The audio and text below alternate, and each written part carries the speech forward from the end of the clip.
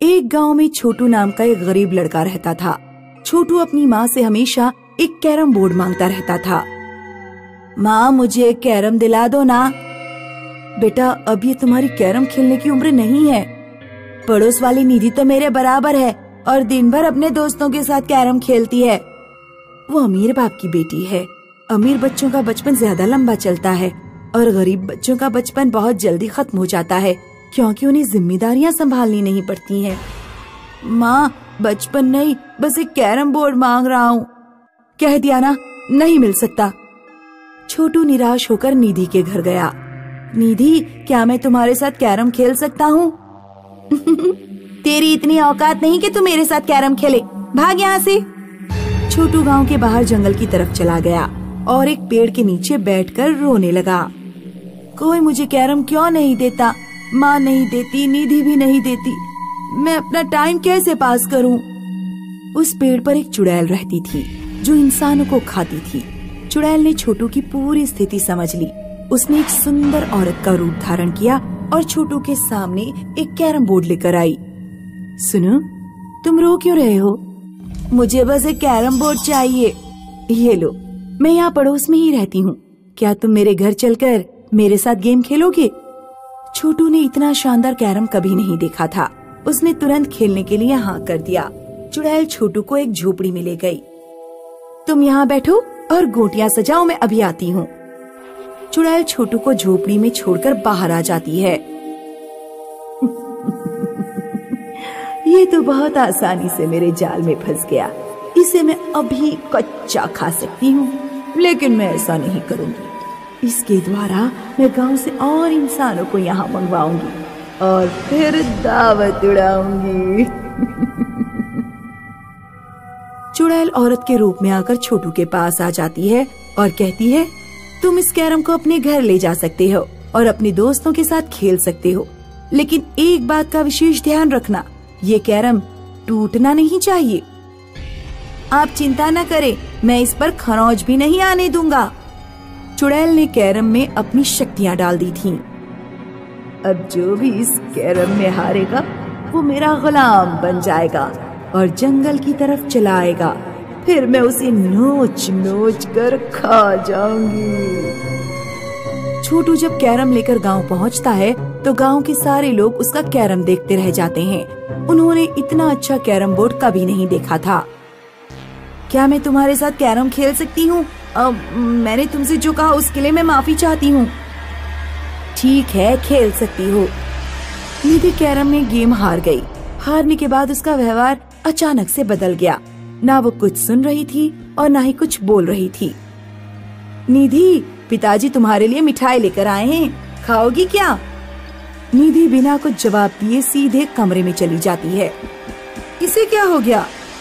निधि बिस्तर पर जाकर लेट गई। उसे एक सपना आया। आजा मेरी बच्ची, आजा मेरे पास जंगल में, मैं तेरा इंतजार कर रही हूँ। मेरे पेट में जाना ही अब तेरा धर्म है। निधि रात के 2 बजे अचानक बिस्तर से उठ गई और चल पड़ी। निधि का पैर गिलास से टकरा गया। गिलास की आवाज सुनकर निधि की माँ जाग गई। निधि कहाँ जा रही है इतनी रात में? निधि, निधि, क्या तुझे सुनाई नहीं दे रहा? निधि की माँ निधि का हाथ पकड़ लेती है। निधि ने गुस्से से लाल आंखों से अपनी माँ की तरफ देखा और अपनी माँ को उठाकर दीवार पर दे मारा।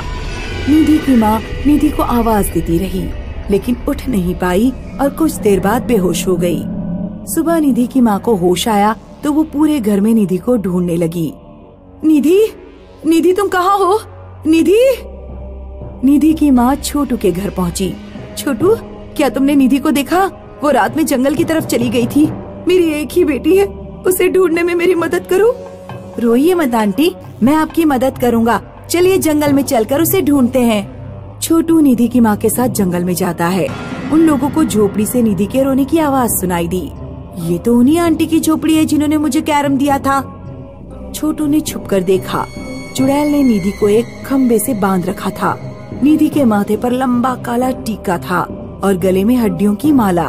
तू कैरम बोर्ड से प्राप्त हुई पहली शिकार है, इसलिए तुझे खाने से पहले तेरा थोड़ा मांस अपने देवता को चढ़ाऊंगी। उस कैरम को मैंने छोटू को देकर बहुत बड़ा रिस्क लिया है, लेकिन उस कैरम में मेरी जान बसी हुई है। अगर वो कैरम टूट गया तो मैं जिंदा नहीं बच पाऊंगी। लेकिन उस बेवकूफ छोटू को इस बात का कुछ पता नहीं। अब तुझे मारने का वक्त आ गया है। छोटू समझ गया कि उसने जिस आंटी से कैरम लिया था वो आंटी चुड़ैल है। छोटू तुरंत अपने घर की तरफ भागा। छोटू, तुम कहाँ जा रहे हो? आप निधि का ध्यान रखिए, मैं कैरम बोर्ड तोड़ने जा रहा हूँ। चुड़ैल ने चाकू उठाया और निधि की गर्दन काटने के लिए खड़ी हुई। डर लग रहा है तुझे या नहीं? बकरे की बलि पीछे से देते हैं, इसलिए मैं तेरी गर्दन तेरे सामने नहीं, पीछे से ही काटूंगी। डर मत। चुड़ैल निधि की गर्दन काटने ही वाली थी कि तभी उधर घर पर छोटू ने कैरम बोर्ड तोड़ दिया। कैरम के टूटते ही चुड़ैल मर गई। रमन और मानवी नैनीताल में रहते थे। आज उनके मम्मी पापा कहीं बाहर जा रहे थे। बच्चों, हम लोग नाना जी को हॉस्पिटल देखने जा रहे हैं। तुम लोगों से उम्मीद करते हैं कि कोई शैतानी नहीं करोगे। पापा, हम आपकी उम्मीदों पर खरा उतरने की पूरी कोशिश करेंगे और कोई शैतानी नहीं करेंगे। पापा, लौटते समय हमारे लिए मिठाई लेकर आना। ठीक है, ले आऊंगा, लेकिन अगर घर में कुछ भी टूटा हुआ मिला तो मिठाई खाने को नहीं दी जाएगी। जब मम्मी पापा चले गए तो रमन मानवी से बोला, मेरे साथ बेसमेंट में आओ मानवी, मैं तुम्हें एक खास चीज दिखाता हूँ। मानवी रमन के साथ बेसमेंट में चली गई। बेसमेंट की लाइट खराब होने के कारण वहाँ बिल्कुल अंधेरा था। एक चूहा कहीं से मानवी के सिर पर गिर गया। वो चीख पड़ी। डरो मत, वो सिर्फ एक चूहा था। मुझे डर लग रहा है रमन, यहाँ से बाहर चलते हैं। नहीं, बस 5 मिनट रुको। रमन मानवी को एक बॉक्स के पास ले गया। बॉक्स में से डरावनी आवाजें आ रही थी। इस बॉक्स में से ऐसी आवाज क्यों आ रही है? मैं बॉक्स खोल कर देखता हूँ। नहीं, ऐसा मत करो। रमन बॉक्स खोलता है। बॉक्स खोलते ही उससे डरावनी आवाजें आना बंद हो जाती हैं। बॉक्स में एक लूडो था।